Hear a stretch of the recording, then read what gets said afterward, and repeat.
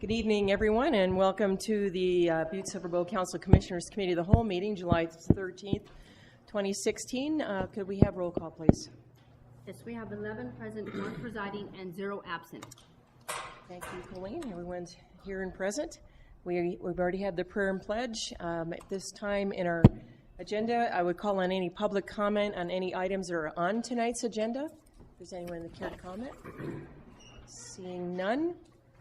Report of the chair, just a couple of things. The Folk Festival was pretty amazing, even though we had a little bit of a rain out on Sunday, and it was nice to see a lot of you out there. Another successful event. We look forward to Evil Days next week. The other thing I was going to mention is on Friday, the 15th, that'll be 30 days after our vacant building ordinance was passed. So according to my records, that would be an official date that it would be in effect. And I've asked Commissioner McDonough if he wouldn't mind checking with Ed Randall to see how we can help Ed if he wants us to produce a list of our own, or I'm sure he's working on something, but if we want to make sure that if there are certain properties in our districts that we'd like to make sure are on his list, we could do that. So I will defer to Brendan. Maybe he can follow up with an email, just a FYI email. I appreciate that. Thank you. So at this time, we'll move along to Section 1. This is a presentation. Communication number 16-268, Danette L. Gleason, Director of Butte-Silver Finance and Budget Department, requesting Council Commissioners authorize a presentation on July 13th, 2016 on the fiscal year 2016-17 preliminary budget. Danette, the floor is yours. We're all excited. All right. Madam Chair, Council of Commissioners, for the record, I'm Danette Gleason, the Finance and Budget Director for Butte-Silver. Here with me tonight is the Senior Accountant, Julie Connors, that will and has been assisting and doing a lot of great work, not only on the line item budget, but the performance budget as well. Before we get started, as usual, through the budget process, if you've seen in years past, we always hand out a summary of amendments to the preliminary budget. That's on the ledger sheet of paper that we passed out to each one of you. If you recall, in past years, this mainly reflects changes in grant budgets. It's a reflection of additional expenditures that are applied to the FY16 budget, and so therefore, most often we have to reduce the budget for going into FY17, not to overexpend the budget. We have a lot of grant budgets, state and federal grant budgets that have a year-end date on September 30th, so they cross our fiscal years, and that requires those adjustments to be made. Also within this budget is some changes after we did some cash out and holiday bank pay for the local law enforcement department, and we have had to adjust some of those accounts. In the initial budget process when we're going through it, we don't know exactly where we're going to land with those numbers. Those are really tough budget numbers to predict. And in years past, we always just allocated wages, salaries and wages into one line item, into the 110 line item. And now we've tried to break that out, be more transparent as to exactly what we're paying out for holiday bank or comp cash out or differential pays and whatnot. So, last year was our first year estimating those numbers, and now we've seen a little bit of change this year. So we've had to reallocate into the budget some additional funds from those payouts on June 30th. That's the major portion of these changes. The only significant item change is an $8,000 add in machinery equipment within the parks donation budget. It's not the general fund parks budget. It's the payment in lieu. When a subdivision is created, they do a payment of lieu for parkland into this fund, and then those funds can be used to develop the current parks. And that $8,000 is a match that, is my understanding, had been allocated in years past for funds to be used at the Rocker Playground. It's up to a $30,000 project that's taken place out there, but the Kiwanis group has raised a significant amount of that money, as well as some other community organizations that have added to that project. We didn't have the exact dollar amount to put in there to what the grant in kind will be, so right now we're just showing the $8,000, which is the actual cash amount that will be going out the door from that fund. That's the major. Again, at the bottom, you'll see some changes with the Business Development Center. It's a construction in process account for their boiler system. So we had a progress payment come in on June 30th that was higher than what they anticipated. So it reduces the budget for 17 based. The bond issue for the new outdoor aquatic facility. That's a much needed quality of life improvement here, and we're really looking forward to moving ahead with that. At this point, if you recall, we did pass a bond issue for $7.2 million that the taxpayers would pay towards the construction of an $8.7 million facility. That $1.5 million difference is made up from a couple of areas. $1 million of it, maybe a little bit more, is going to be made up from private contributions led by a $500,000 challenge grant from the Town Pump Charitable Foundation, as well as a number of other businesses and nonprofit organizations who came to meet that challenge, in addition to when we get into some of the additional capital improvement projects and requests that is before you for your consideration, are contingent upon a $500,000 transfer from our 40/40 capital improvement fund to match that $1 million that has come from other non-taxpayer sources. So that is kind of the new leading project that we're going to be focusing on this year. In addition to that, you recall that we're moving forward in the current year with the reestablishment of our sidewalk improvement program, where citizens are able to improve their neighborhood sidewalks by having us do those and then pay them off on their taxes over a 5-year period. We're moving ahead with the full implementation of that project in this next year at a cost of $385,000 to get that project rolling. That will be added to an additional almost $1 million in the CTEP and transportation improvement projects that include a lot of additional sidewalks.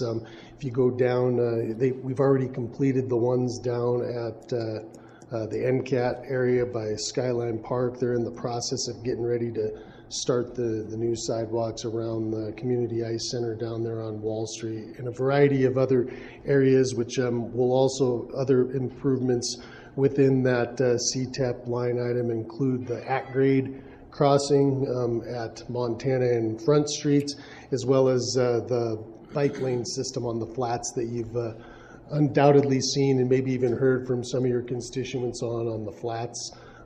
Unlike the dedicated bike lanes that were put on in the uptown areas, where there's a significant speed differential between a biker and an automobile, and that dedicated lane is necessary for safety and traffic flow reasons. All of the bike lane routes on the flats are sharrows, meaning that it's where the biker will share the driving lane with the motorist, and so it won't impact the width of the driving lanes, so to speak, such as the dedicated bike lanes. So those are big improvements, over $1 million in sidewalk and additional transportation improvements. While not listed on this major initiative, we are continuing forward. If you recall, last year we added an additional $600,000 in change to the roads capital improvement fund, and we're moving ahead with that same amount going into roads for this year. In the building type public infrastructure projects, we have got the remaining $1 million on the minor league American Legion grade baseball complex up at Copper Mountain Park. In fact, they're out there putting the sod down on the outfield, and the infield and the adjacent areas beginning today. So go out and take a look at that. Great improvement for our city's parks and recreation system. And then, of course, there's about $24 million in remaining improvements to be expended at the Basin Creek Water Treatment Plant and our Metro Sewer Plant upgrades. And then the last two in these major infrastructure initiatives. I think we have been paying attention and trying to get our arms around a lot of the improvements necessary when you do business in these beautiful but very old and needy historic buildings like the courthouse. And so the bond issue for the new outdoor aquatic facility, that's a much needed quality of life improvement here, and we're really looking forward to moving ahead with that. At this point, if you recall, we did pass a bond issue for $7.2 million that the taxpayers would pay towards the construction of an $8.7 million facility. That $1.5 million difference is made up from a couple of areas. $1 million of it, maybe a little bit more, is going to be made up from private contributions led by a $500,000 challenge grant from the Town Pump Charitable Foundation, as well as a number of other businesses and nonprofit organizations who came to meet that challenge, in addition to, when we get into some of the additional capital improvement projects and requests that is before you for your consideration, are contingent upon a $500,000 transfer from our 40/40 capital improvement fund to match that $1 million that has come from other non-taxpayer sources. So that is kind of the new leading project that we're going to be focusing on this year. In addition to that, you recall that we're moving forward in the current year with the reestablishment of our sidewalk improvement program, where citizens are able to improve their neighborhood sidewalks by having us do those and then pay them off on their taxes over a 5-year period. We're moving ahead with the full implementation of that project in this next year at a cost of $385,000 to get that project rolling. That will be added to an additional almost $1 million in the CTEP and transportation improvement projects that include a lot of additional sidewalks. If you go down, we've already completed the ones down at the NCAT area by Skyline Park. They're in the process of getting ready to start the new sidewalks around the Community Ice Center down there on Wall Street, and a variety of other areas, which will also, other improvements within that CTEP line item include the at-grade crossing at Montana and Front Streets, as well as the bike lane system on the flats that you've undoubtedly seen and maybe even heard from some of your constituents on the flats. Unlike the dedicated bike lanes that were put on in the uptown areas, where there's a significant speed differential between a biker and an automobile, and that dedicated lane is necessary for safety and traffic flow reasons. All of the bike lane routes on the flats are sharrows, meaning that it's where the biker will share the driving lane with the motorist, and so it won't impact the width of the driving lanes, so to speak, such as the dedicated bike lanes. So those are big improvements, over $1 million in sidewalk and additional transportation improvements. While not listed on this major initiative, we are continuing forward. If you recall, last year we added an additional $600,000 in change to the roads capital improvement fund, and we're moving ahead with that same amount going into roads for this year. In the building type public infrastructure projects, we have got the remaining $1 million on the minor league American Legion grade baseball complex up at Copper Mountain Park. In fact, they're out there putting the sod down on the outfield, and the infield and the adjacent areas beginning today. So go out and take a look at that. Great improvement for our city's parks and recreation system. And then, of course, there's about $24 million in remaining improvements to be expended at the Basin Creek Water Treatment Plant and our Metro Sewer Plant upgrades.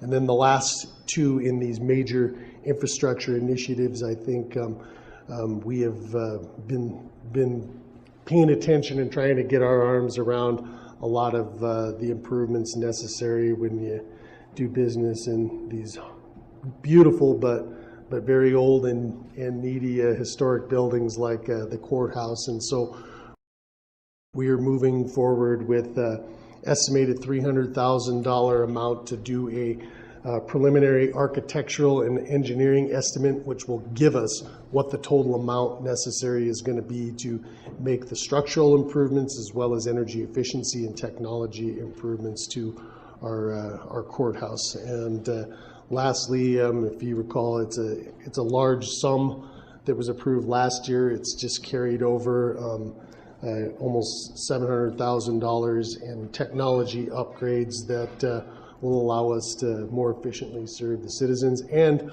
our citizens will be able to more easily access all the things that go on in their local government via our website, and eventually the streaming capacity that we have up here at the council chambers for council meetings, in addition to other public meetings that may choose to locate up here in the council chambers. At this point, I might ask the chair if she wants to entertain any questions from the council, but I do have a number of other items that I'm going to go through at this point. We could wait until you're finished, it's fine. Okay, good enough. Personnel costs. Let's start with the increases.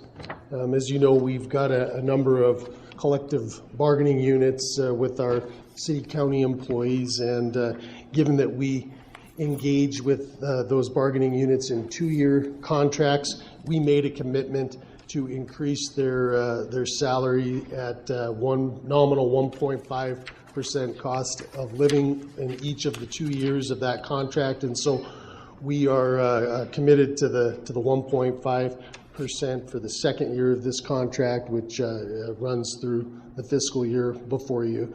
That whereas 1.5% and additionally the $30 a month increase towards the health insurance premiums that were presented to you all as far as the 10+% increases that we're looking at.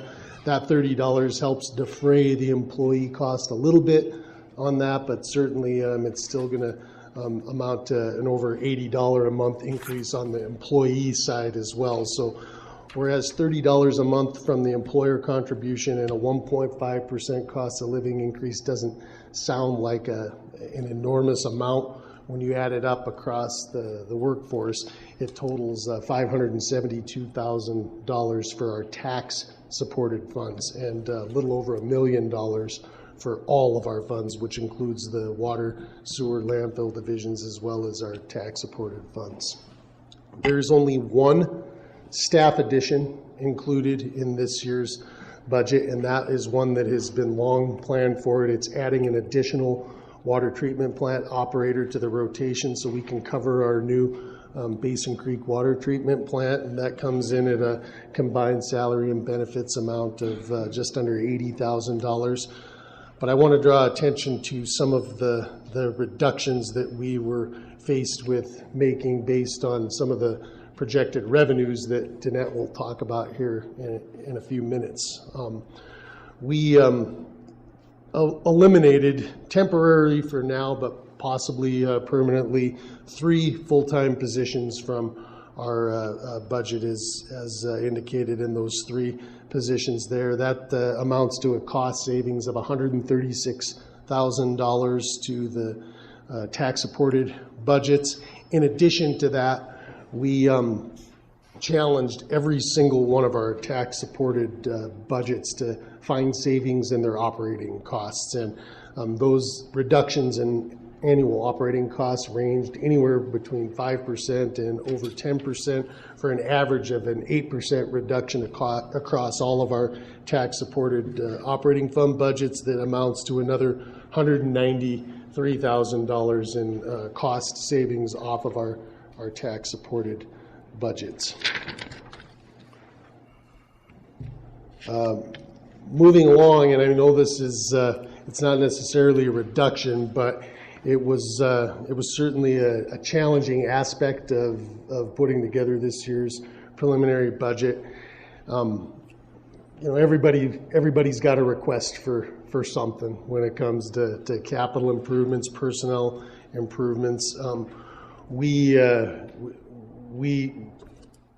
chose to decline nearly all of those requests, with the exception of ones that either weren't going to affect the tax-supported funds or were additions that had already been passed along for a number of different years here. And then even some of the ones that we did grant, if they weren't carryovers, there were, whereas you won't see it because it's a new cost, there were significant cost-saving measures that the individual departments made in the requests that are before you. I know the law enforcement department in particular worked with our finance and budget folks and myself to get those the $51,000 in capital improvement requests on the security system for the LEA administration building, as well as their portable radio replacements, down from what was initially a higher request.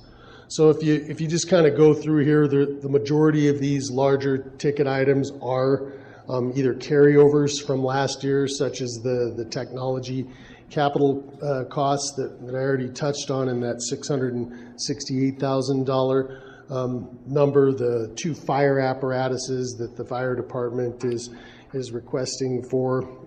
You will see that we needed to do electrical upgrades at the home Atherton in order for us to stay safe there. It seems a little ironic if a fire department ends up burning because of faulty wiring. We want to make sure that we're on top of those items. And then the thermal imaging cameras, which will allow our fire services department to provide better services to our citizens and businesses. And I will add here that we gave a full presentation prior to getting into these numbers to the finance and budget department. We'll provide a final update perhaps at next week's finance and budget committee meetings, if not the public budget presentations that I'll talk about here in a minute. But we engaged the public again through a public budgeting survey, and the priorities that our citizens gave us in terms of what they thought we should be focusing on, and we approached it in a couple of new different ways, are matched by what we chose to focus our new capital requests on here. I know, as always is the case, public infrastructure led by roads and sidewalks was again far and away the top priority that citizens wanted us to focus on spending our limited dollars, and public safety ran a fairly distant but significant second, rounded out by a variety of other expenditures that I think were reflected adequately based on what the priority was that our folks gave us in the surveys. That was at the point that we had finalized the preliminary budget. There had been about 140 individuals who had taken that survey. We've kept the budget survey open for the last couple of weeks. I think we're looking at closing it towards the end of this week, at which point we'll take a look and see if anything has changed, and we'll certainly give you all the results of that budget so you can take that into consideration as we move ahead towards crafting our final budget here. So with that, I think I'll just give you a moment to peruse the different department by department capital improvement projects here. The majority of the big ticket items that you see in the water utility division, the metro sewer division, a lot of them are carryover, but even the bigger ticket items, I would draw your attention to the $925,000 on line replacement. That's a significant improvement. It's a significant upgrade in our services and our public infrastructure, but you will see that a lot of that $925,000 number is made up in grants and matches primarily through $250,000 match from Montana Tech to where only about half of that $925,000 is actual ratepayer money. And so the sewer increases have already been factored in based on the rate increases that you've approved to cover our debt service requirement under the SRF loan that we have. And so even though these are some pretty significant increases, that one and the $400,000 Vector truck, they're covered under the existing increases that have already been brought before you. Moving over to the just final list of additional capital improvements, you can see in the blue parenthesis, there's a number of carryovers there, but I've talked about a lot of these already, such as the $300,000 capital improvement fund comes out of that same account that we're asking you to consider transferring the $500,000 towards the aquatic facility from. That $300,000 goes towards, again, the architectural and engineering design analysis of restoring our courthouse and bringing it up to 2015, 2016 standards for efficiency and technology improvements. We've got some minor improvements to bring our entire library's bathroom system up to ADA code there on the with the completion of the third floor. We've got several $1 million in tax increment district projects that are carried over from year after year for potential projects that might come about out there, as well as the $1.5 million in additional funds to progress our work on the Greenway Trail System project. We have some pretty big capital improvement requests, the $365,000 for a stormwater Vector truck to improve our ability to maintain the stormwater system per our Superfund obligations, as well as a $600,000 purchase of a compactor out at the landfill, which is kind of on a rotation basis. We've already put it off a couple of years, and if we don't do it this year, we risk losing the $200,000 trade-in that we get on that piece of major equipment there. And so we've ultimately decided to move that one forward. Again, both the landfill and the Superfund expenses won't affect folks' tax bills. We have a shared capital purchase with our asphalt zipper, and if you had a question on exactly what an asphalt zipper is, I'll defer that to Public Works Director Schultz. But as I understand it, as you see, it's shared through the road, which is a tax-supported fund, and then the water and metro projects. It's going to allow us to better and more quickly fill our trenches and whatnot when we're doing line replacements, and so that's I think a good improvement towards the health of our roads as we continue to maintain our aging subsurface infrastructure. You'll see we have a equipment reserve carryover on the 911, as well as a grant that was received in fiscal year 2016. We also got a cybersecurity grant from the Federal Emergency Management Association for $135,000 to allow us to keep pace with being able to respond in the event of an emergency. And then the last two, Danette already talked about the Rocker Playground match, so I'll skip that one. And then the pole barns, if you recall, there's 5 pole barns, 3 of which have been accepted by Butte-Silver City County that will be disassembled and then reassembled at another location. And that money is, again, not taxpayer money. Some of it is coming through the state of Montana DEQ. The other money is coming out of the Montana Pole Trust account for us to re-erect those buildings when we find the most suitable location for those. And then the last 3 that I think are worthy of noting here, I already mentioned we don't quite yet know what the debt service payments are going to be on the aquatic facility, although we have a pretty good idea of what those are going to be, as has been previously reported. We're looking into starting to switch towards, rather than purchasing equipment for our motor pool, at a potential lease program that stands to save us some money, both in in the capital improvement costs as well as the maintenance costs in the future that we don't quite yet have accurate numbers on.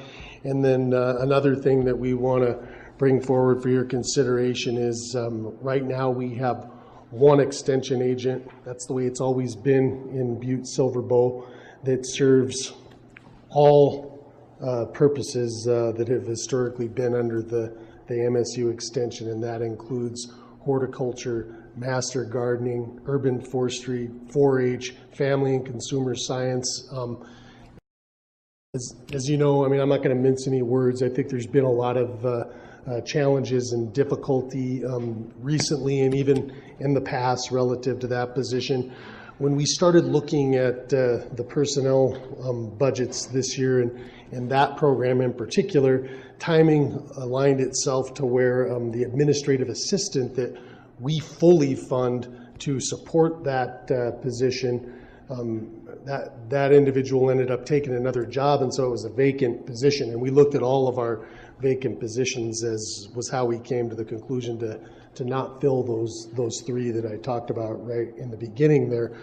For the same, if not maybe a little lesser cost, we can join the ranks of the way Extension serves every other community of our size and even smaller in the state of Montana by taking that money and advertising for a second extension agent. And the difference would be that we would remain to have the one that serves the horticultural needs, urban forestry, master gardening. You need a pretty specialized background in order to be able to do that plant-centric job duties. The other side of what we've been juggling with one position for the last several decades does not require the same job skills and qualifications as it does to be a good master gardener or a good arborist. You need to be able to have a very good knowledge of the 4-H program and a lot of softer skills, people skills and organizational skills. And so if we move forward with this second extension agent, which again I would emphasize is not only going to be a new direction for us to go to try and maybe improve the services that come out of that office, it's also going to be at a cost neutral move to our general fund budget, and we'll be able to advertise for a position that has those people skills, and we don't have to worry about advertising for another plant specialist. And I think the hope is that is going to help improve things moving ahead with the interim 4-H committee that Commissioner Ralph has stepped up to take a part of as well. And so that's worth mentioning because it's a new piece here in the preliminary budget, but it's not going to have an overall effect, certainly not an increase to the total budget. So with that, I'll turn it back over to Danette. Danette. Like Chief Executive Vincent said, I'll be discussing the projected taxable value, which is no surprise to everyone that we're anticipating a decrease in our taxable value based on the copper and molybdenum commodities that are mined over at Montana Resources. We talked a little bit about this in Finance and Budget as well in our public meeting that we had a couple weeks ago. And gross proceeds are estimated to be at a decline of $1.2 million, which we discussed being 37.73% reduction. There's a handout that I gave you that is separate from the PowerPoint, and it kind of gives you the scenario and history of gross proceeds and what they've been in the past and the decline that we're seeing this year. So if you look at that trend in 2012, it was 10.4 million, and now in 2016, we're down to 5.1 million in projected gross proceeds tax. Along with gross proceeds tax, is tied into that is the metal mines tax. So it's similar, it's taxed similar, it's on the value of what's mined, the copper, molybdenum, some silver over at Montana Resources. And a portion of that metal mines tax stays with the state of Montana. It's a 1.8% tax, and then the rest is allocated back to Butte-Silver Bow, which Butte-Silver Bow has a fund that we hold separate that we cannot use or access unless the mine was to close. Then we also have an allocation where 33 1/3 goes to our general fund, and then another 33 1/3 goes to the elementary, and then a 33 1/3 goes to the high school. So those decreased as well based on that value. And we have a decrease in the certified value. We talked a little bit about how the reappraisal cycle affected us, that appeals came in, and as a result of those appeals, we've lost about $384,000 in revenues associated with those appeals. But if you recall, last budget year, we did put additional $285,000 in reserves. We thought that's the number that we were going to see granted as appeals, or that was our best estimate from information we received from the Department of Revenue. But as they go through the actual appeal process and go to the County Appeals Board, it was a little bit higher. So we're looking at a total decrease, if you were looking at the certified values from last year to this year, a total decrease in revenues, property tax revenues, of $1.6 million. Now, these decreases could be offset with some additional new construction. We've had very fortunate to have some new construction in Silver Bow County. We've had Pizza Ranch, we've had motels, we've had housing units. And those are really difficult to measure what that new value in construction is going to be. Excuse me. Just simply because the value is what it was on January. In January, when the Department of Revenue is out there and finalizing their values on especially residential and commercial properties. And so to get that number, know how far along those businesses were and how Department of Revenue appraises it is a difficult estimate. A lot of times I try to use the construction assessment values that come through the planning department to give me a little bit of an idea of a mill to try to work with the resource and requirement schedule. But this year was a lot more difficult, and so right now we're waiting for Department of Revenue to give us the certified values before we even begin to venture and guess on that number. Last year we seen a taxable value increase of around $384,000.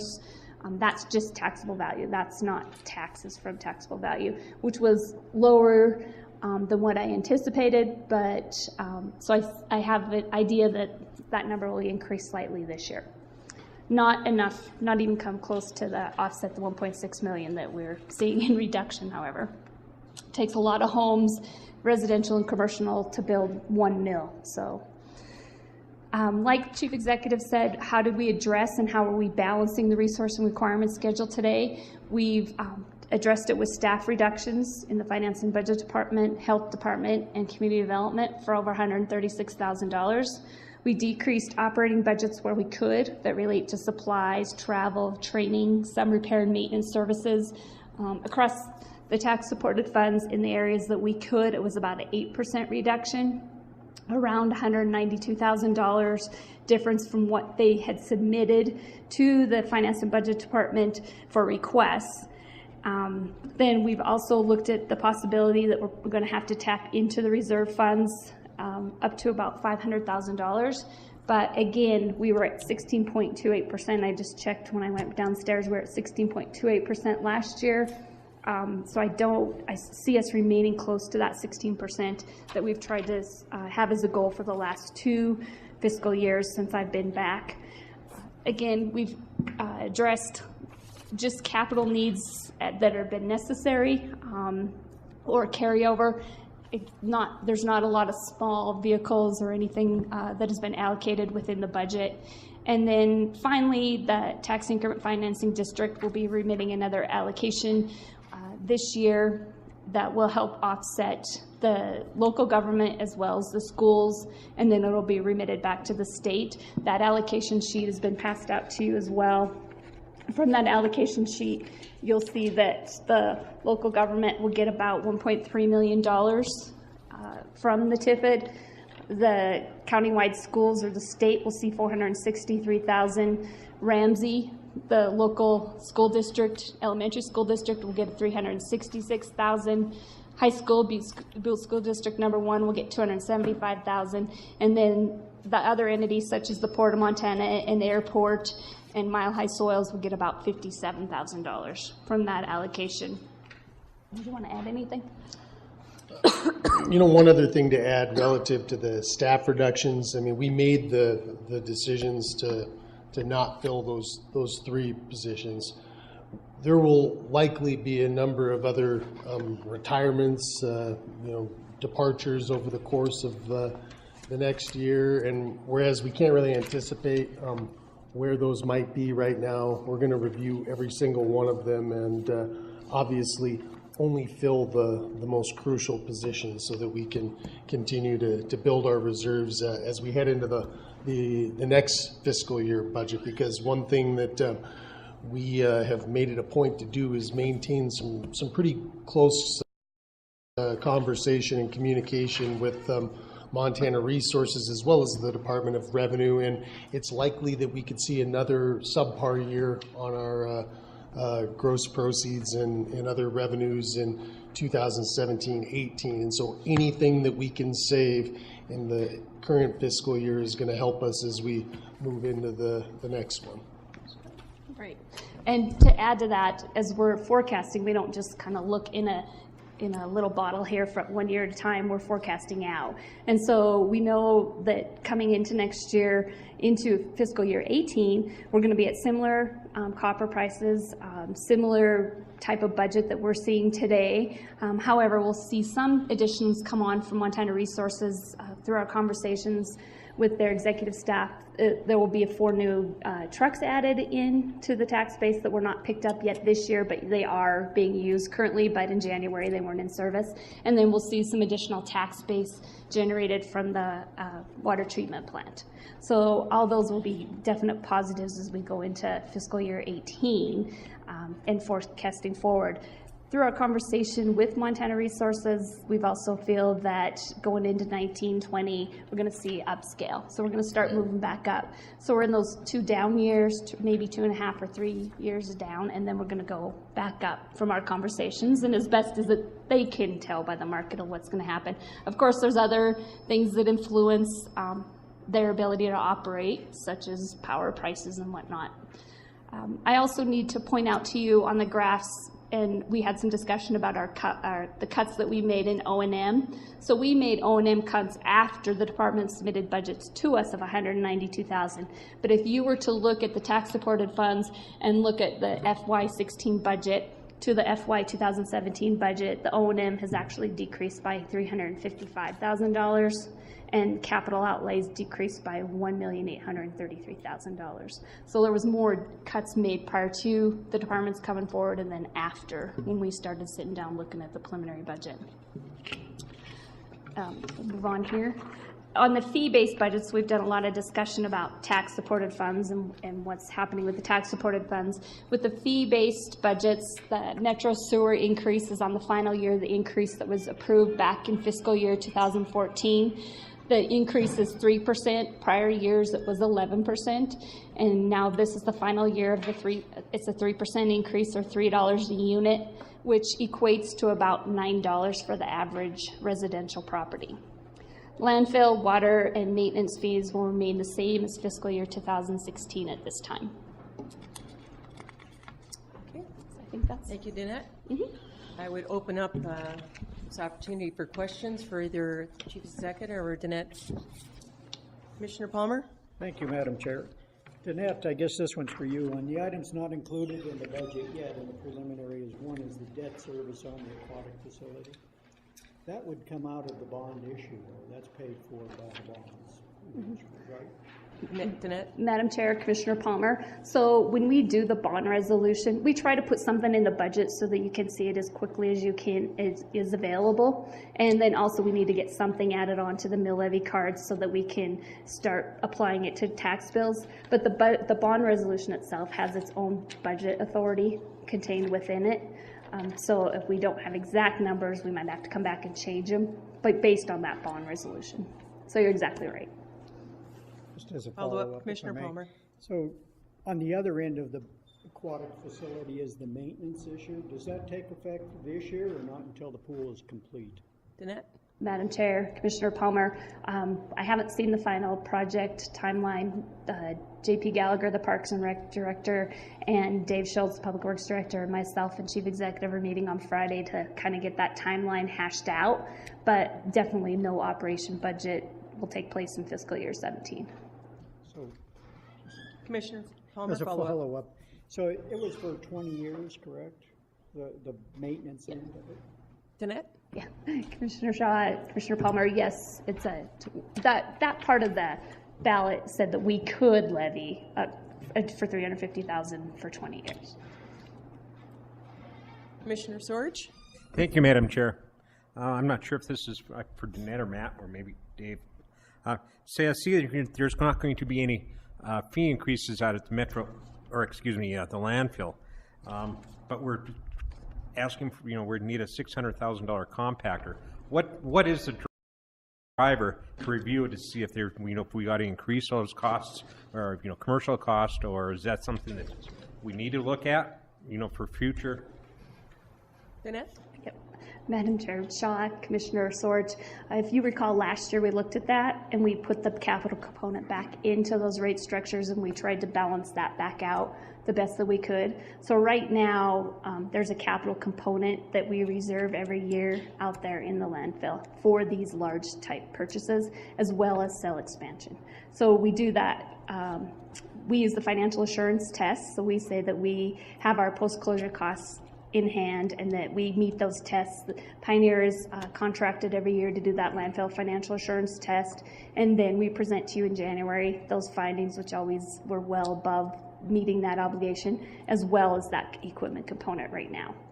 Going forward, every year what we do with this time of year, actually we do it in probably April or May, Karen Hassler and myself, we look at the pro forma entries, so we don't look at just the current year budget, we look at what happens if we put these items in the budget and we do pro formas going forward for 2 or 3 years. We have to especially do that with any bonds that we have outstanding, so Metro, we have to do that. That's a requirement. We still look at that monthly on water. It used to have to be done monthly, so we discontinued that monthly financial statement, so we're having a look to see what's happening, and we do it with landfill as well. Thank you, Danette. Okay. Any other questions? Commissioner Purdue-Dolan? Excuse me. Thank you, Madam Chair, and thank you, Danette and Matt, for all the explanations. On the staff reductions, it says temporary. Are you just waiting for final numbers from the state or final numbers from somewhere to see, in fact, whether or not you can add those back in? Temporary at this Chief Executive. Madam Chair, Commissioner Purdue-Dolan, temporary at this point means that those reductions will carry through the entirety of the 2016-17 budget year. And we, we'll review whether or not, how well we were able to maintain our level of services without those positions at the end of the year. And so we, I guess we just kind of held out hope that if our situation improves and that we feel it's prudent to add those back in at a later date, the option is open. But no, at this point, to answer your question directly, they're not going to be added back in this year's budget. I have a comment and a couple questions. First, I want to thank Danette and Matt for putting this together. It's very easy to understand, and I sat with Danette today for about an hour and went through my questions, and they're all very well answered. And I appreciate Julie and everybody in your department for a job well done, for presentation. 2 questions, and first of all, I had forgotten about the fee rate increase for Metro Sewer that we had approved in 2014. So just for the record, and this is what people are going to ask us, our taxpayers, is what will be the total tax increase for a home, let's say, valued at $100,000, if you took that and the bond that we approved for the aquatic facility? Can you just give us a rough estimate? Madam Chair, at this time, I really can't give that rough estimate. Right now, there's no tax increase built in the resource requirement schedule for any of the tax supported funds. That's those cuts that were made. We made all those cuts to make sure that there wasn't an increase in there. As far as a tax bill increase, they'll see that metro fee increase, and an average, it's going to go up $3, but an average house has 3 units, so it's about a $9 increase on a residential property. Hopefully by next Wednesday, I'll be able to hand out to you what it looks like in the value of a home, the similar comparisons that we've always done. We have to really meet this Friday to further answer your question related to the aquatics facility. We have to meet to know what that timeline is, to know when the cash flow of funds is going to be, so we know when the timing of the bonds are going to happen, and then therefore we would know when our debt service payments were going to take place before we can really get a handle on what that number is going to be. And that's $9 for the year, correct? Yes. On the taxes? Yes. Okay, thank you. And then the other question I had was, and I really was surprised that we are going to be allocating another $1.3 million out of the TIFID. And I would like to know if you can tell us what the balance is. I mean, I know they have several $1 million, but if you could just give us an idea, I'd appreciate that. Right.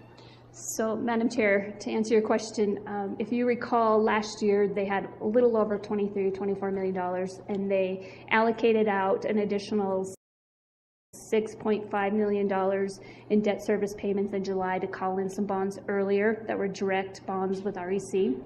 And that brought their balance down, I think, I hate to guess right here, but it's a little over $18 or $19 million with a projected $4 million increase coming in for the next fiscal year. And then they also have a $1.2 million revolving loan fund out there. So over 20 This is an million. allocation, not a loan. No, this is an allocation. Okay. Yep, this is an allocation.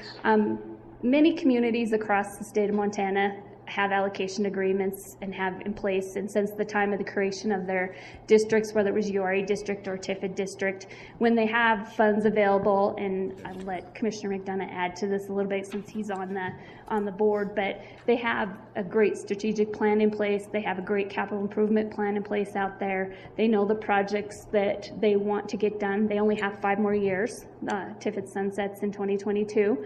They have 5 years left. They feel that they have sufficient funds to cover those projects right now. If a new project was to come on, they may not continue these allocation agreements for the next few years, but they have agreed that every March they will start looking to see if they're going to allocate. This is a normal, it's normal for TIFIDs to distribute funds like this. The Bozeman district distributes to their city, to the county, to their schools as well as the state. Some other districts, such as Whitefish and Anaconda, have an agreement in place where they only distribute back to their schools. This allocation that the TIFID approved at their last board meeting is an allocation, like I stated, back to Butte-Silver, back to Ramsey, back to School District Number 1, and then back to the state of Montana. And it's a great tool. It is a great tool, and it's working how they're supposed to be working. We've seen that increase in the URA district when the first URA district sunset. We've seen that increase come back to our taxable value. And now we're seeing the benefits of having that TIFID out there and having great partners in REC, Precision Metal, and FedEx, and all those that are out there. Not only are they great employers, but we see our tax base starting to grow, and then that allocation starting to offset any increases we might have had to do or reduction in services. So. Okay. Commissioner Sorge? Thank you, Danette. Thank you, Madam Chair. Danette, one more time, could you just give us the rundown of your schedule? You know, I'm sure everybody here is clear, but maybe for those who might be wanting to listen on the radio, that they might have some sort of idea what the schedule might be for when you want to have the final budget. Danette?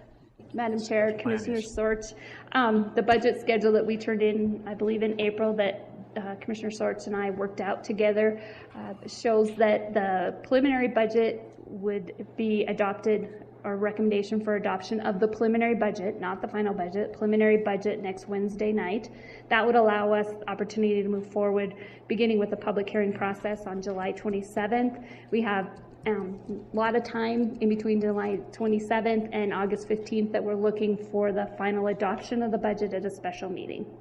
And then I think the Chief Executive has some other meetings that he is going to do, some public meetings. Sure. Chief Executive is. Yeah, and I would like to add in a little bit on the kind of the remittance from the tax increment district, and before Commissioner McDonough might want to add in here. But it was a pretty, I thought it was a very robust discussion at the Tiffin board meeting last week when we brought this to their attention. And again, I would just like to echo the credit that Danette gives to that board and Kristen Rosa in having a real good strategic plan for how we continue to increase our increment out there and build economic development for the larger community. But at the end of the day, I think they made a very good decision after taking an appropriate look at what their reserves are, what their existing projects are over the next year or so, and what their increment was to be collected this year. And that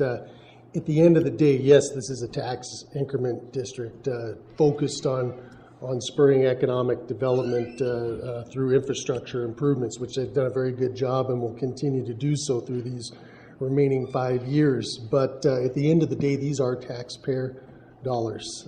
Everybody can benefit by these either through the course of these sort of remittances that are a lot more regular, I think, or have been a lot more regular in other TIFIDs across the state. We're kind of shifting to that same model here in Butte-Silver Bow, and it comes at a time, an appropriate time when we're seeing our tax revenues kind of take a little dip. I know Commissioner Foley was there, nobody else was, but there was a really compelling and a serious presentation last Friday by Margie Seckham with Action Inc. And I would just draw attention to the fact that we have 42% of our residents in Butte-Silver Bow right now that are living at 200% or less of the federal poverty rate. And as long as those numbers are looking in that area, I take it very seriously, as does Danette, and I'm sure all of you, that we got to be looking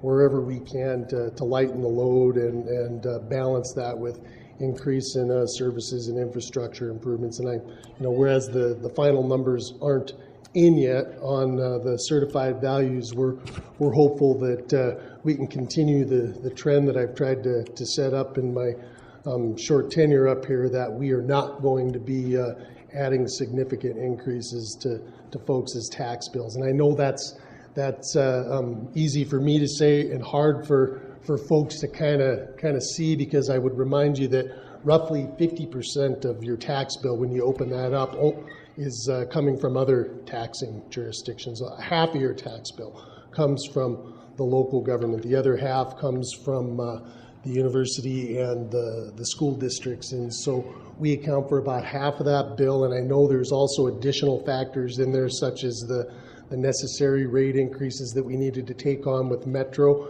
in order to get that $34 million loan to do our necessary treatment upgrades.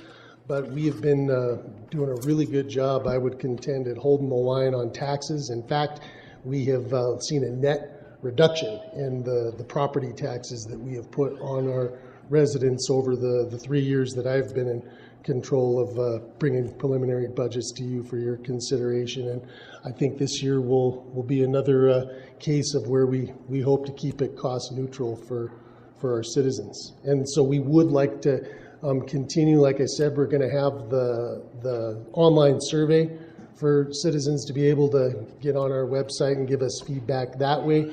We've also got, in addition to the public hearings that will be held up here, we have got tentatively got the dates are set, and we'll just need to we'll firm up the times and locations. But right now we're looking at a next Tuesday, July 19th evening presentation, public presentation at the Emergency Operations Center out on Wynn for folks on the flats. That will be in the evening, followed by a Wednesday, July 20th noon presentation at the Belmont Senior Center during lunch to try and hit some of our senior population, and then an additional presentation on July 26th. That's again a Tuesday, and we would do that in the evening. I don't have a location for that set quite now, but we'll be doing it uptown to make it easy for our uptown residents to attend.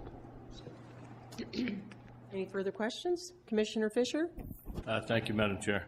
Thank you, Matt. Thank you, Danette. What can you tell me about the condition of our parking enforcement? I don't see much. I flipped through this budget book.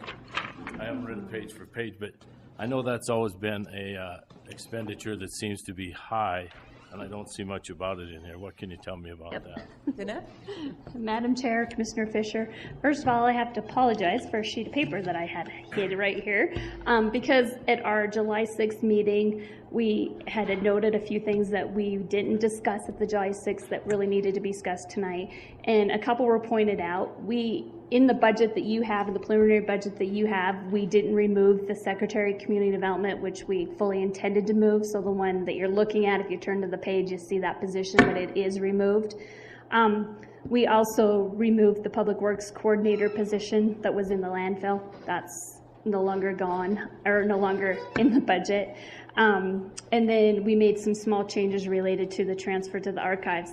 But the item that we didn't discuss a lot that we should have had some more discussion on is that we have a loan that's been in place with the landfill back into the parking enforcement department for several years. It's over $145,000.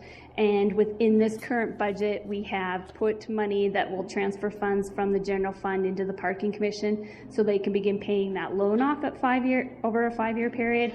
But further, we've emphasized that we need to look at the bigger picture and determine the direction we need to take with the parking commission. So does it land within public safety? Does it land within the parking commission itself, and that we continue to fund it with an operating transfer into the parking commission? My staff has done some analysis work. We need to dig deeper because the original was a high-level summary, and we looked at the revenues versus expenditures, and we could see a trend every year going. But excuse me, I need to dig deeper into the revenue. The expenditures are staying pretty consistent. We've seen the definite decline in revenues, and so we need to go to each revenue line item and see what happened in those revenue line items before we bring something forward to you, a more formal plan as to how, or recommendation from staff as to how we need to address it. But it's definitely one of those funds that we have to pay some attention to and get addressed. Follow up. Chief Executive Vincent. And that being said, in addition, I mean, there's obviously going to be some very significant changes that we need to try and project and consider with the construction of the new parking garage. That is going to add a whole new layer to the revenue calculations as well as the expenditures. So that'll be done over the course of the next fiscal year as we plan for the new parking structure coming online. Follow up, Commissioner Fisher? Thank you once again, Madam Chair. Yeah, I guess my concern is, I know we, on the Budget and Finance Committee, and going through this for the last 3 years, it seems that we've always lost around $150,000 per year, or around that amount in this parking thing. And we recently moved it into another department, and prior to that, we done some handheld devices. I'm just kind of curious if, we're getting any type of return on our investment. If it seems we're still losing $150,000 a year, maybe we're not making any headway. That was all my concern, because it don't show nothing in the budget. Thank you. Commissioner Shaw, Commissioner Fisher, just to clarify there, we're not losing 150. We're losing about $20,000 a year over the last 3 years that it's been in a deficit versus the revenues that it's allocating or bringing in. But over the course of time, it's short $145,000. So that's where probably that $150,000 number is coming from. So over time, it has that negative cash position at the end of every year that we need to address, and then we need to go forward with how are we going to address, we're only putting a Band-Aid on it this year, and then now we need to address it. We need to figure out where does it lie and what should it look like. Follow up, Commissioner Fisher. Thank you once again. I think I'm referring to when you add in the wages and the benefits of the employees and the whole department as a whole, rather than just the revenue coming in and paid out. The overall picture, I think, is pretty devastating in that department. Danette. Madam Chair, Commissioner Fisher, I can give you that analysis next week. It does cost around $155,000 or $160,000 every year to operate, but it brings in about $130,000, $140,000 in revenues. This year it's down. This year is $120,000 in revenues. There's no such thing as a free lunch, and there's no such thing as free parking either. Okay, any further questions? All right, thank you, Danette. We will continue to keep a couple of your communications on, held in advance. Go ahead. Madam Chair and Council of Commissioners, next week too, we will present the performance budget. I highly encourage you to look at the performance budget, especially for those areas that you have concerns or questions about. What is the department doing? What is their workload? What are their goals and objectives for the next year? I encourage you to really look at that and take the line item budget with it. There will be some financial sections within the performance budget as well, but I encourage you to look at it and see what departments are doing. There's a lot going on out there. Okay, thank you, Danette. Really appreciate all your hard work. We'll see you next week. Okay. All right, moving along to Section 2. This is communication number 16-151. Sheriff Ed Lester, Butte-Silver Law Enforcement Department, requesting Council of Commissioners authorize Chief Executive to sign contract with CCCS to transport youths to detention center. Ed informed me that we are to continue to hold this in advance. He's still awaiting some information, so we will do that. Section 3, communication number 16-185, Carl Hafer, 6050 Porter, Butte, Montana, requesting Council Commissioners and the Chief Executive address reasoning with regard to Grove Creek contamination and future plans. If you recall, last week we had a communication from Julia Crane's office and the Planning Department giving a copy of the letter from Mr. Moeller, and I believe Mr. Hafer is at this time satisfied with that for the time being. So, Commissioner Morgan. Thank you, Madam Chair. I'll make a motion that we note communication number 16-185 and place on file. Second. We have a motion and a second to note communication 16-185 and place it on file. Anything on the question? All those in favor? Aye. Opposed? Motion carries. Section 4, communication number 16-236, Bill Maloney, 358 East Mercury Street, Butte, Montana, requesting Council of Commissioners authorize purchase of county-owned property under the adjacent landowner policy. We did receive a letter from the Land Sales Committee giving us the go-ahead to allow this purchase, so we will wait for the the county attorney's office to draft the resolution and deed on that. Correct? County Attorney Joyce? Sorry. Madam Chair, I believe it was introduced last week. It was considered by the Judiciary Committee tonight. Resolution 1629. I'm sorry. We do have a cross-reference. I apologize. I was told that today, and I just completely forgot. So, let's see. That would be Council Resolution number 16-29. Commissioner Morgan? 16-29. We'll just cross-reference it. Correct, Eileen? We should cross-reference it and place it on file? Okay. Thank you, Madam Chair. I'll make a motion that we cross-reference communication number 16-236 with Council Resolution number 16-29 and place this communication on file. Second. We have a motion and a second to cross-reference communication 16-236 with resolution number 16-29 and place this on file. Anything on the question? All those in favor? Aye. Opposed? Motion carries. Thank you, Eileen, for reminding me of that one. Section 5, communication number 16-267. Danette Gleason, Director, Butte-Silver Finance and Budget Department, requesting Council of Commissioners approve referral of the fiscal year 2017 preliminary budget to the Finance and Budget Committee for consideration at the July 6th meeting and to the Committee of the Whole this evening for consideration at July 13th meeting tonight. So we will continue to hold this in advance and keep it open until we have final approval of the budget. Section 6, communication number 16-268, Danette L. Gleason, Director, Butte-Silver Finance and Budget Department, requesting Council of Commissioners authorize a presentation on July 13th, 2016 on the fiscal year 2017 preliminary budget. Commissioner Morgan. Thank you, Madam Chair. At this time, I'll make a motion that we place communication number 16-268 on file. Second.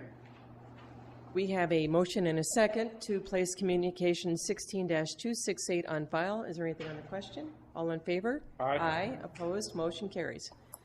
Section 7, communication 16-285. Karen Burns, Director, Butte-Silver Community Development Department, requesting Council of Commissioners authorize a public hearing on July 6, 2016, to receive comment on a proposed 5-year tax abatement for the Copper King Inn renovation project. Commissioner Morgan. Thank you, Madam Chair. Being that we held that public hearing, I'll make a motion that we place communication 16-285 on file. Second. We have a motion and a second to place communication 16-285 on file. Is there anything on the question? All those in favor? Aye. Opposed? Motion carries. Section 8, communication number 16-293, Matt Moore, Metro Operations Manager, Butte-Silver Public Works Department, requesting Council of Commissioners authorize time on July 6, 2016 agenda to conduct a bid opening regarding the Butte-Silver Montana Tech wastewater gravity sewer project. Commissioner Morgan. Thank you, Madam Chair. At this time, I'll make a motion that we place communication number 16-293 on file. Second.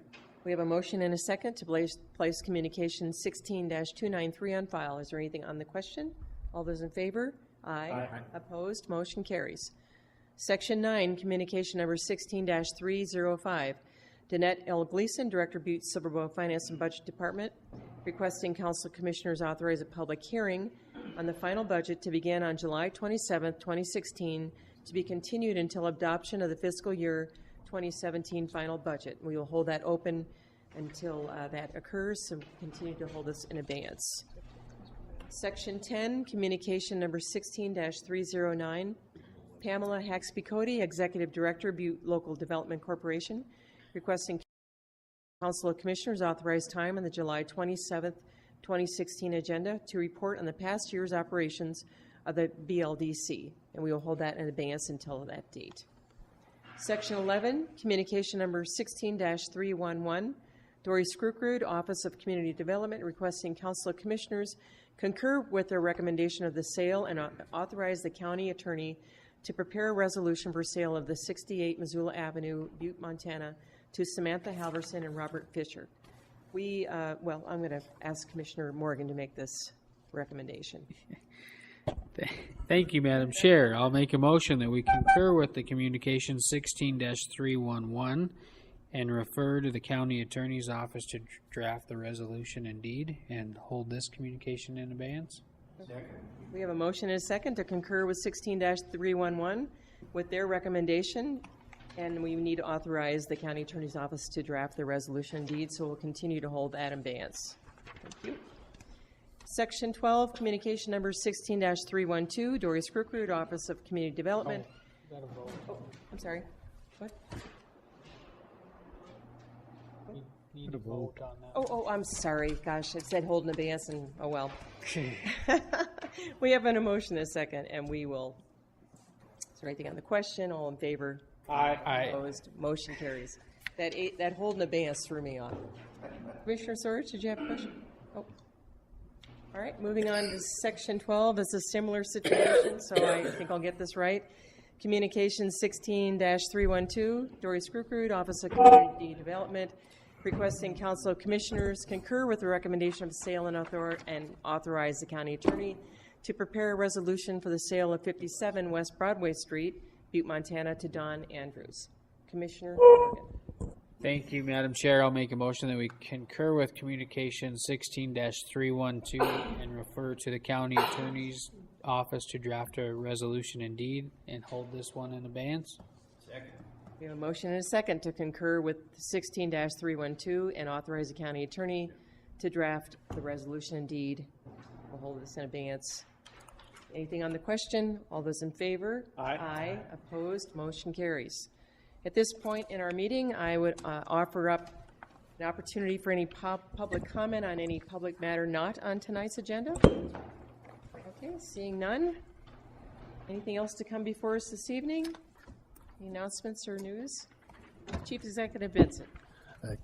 Madam Chair, Commissioners, I would be willing to take it upon myself, given that the presentation by Margie Seckham on the state of the community's poverty situation took place at 9 o'clock last Friday morning.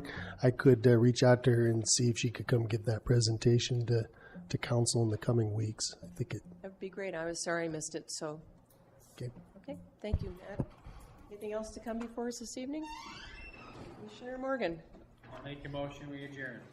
We have a motion and a second to adjourn. All in favor? Aye. Opposed? Motion carries. Thank you.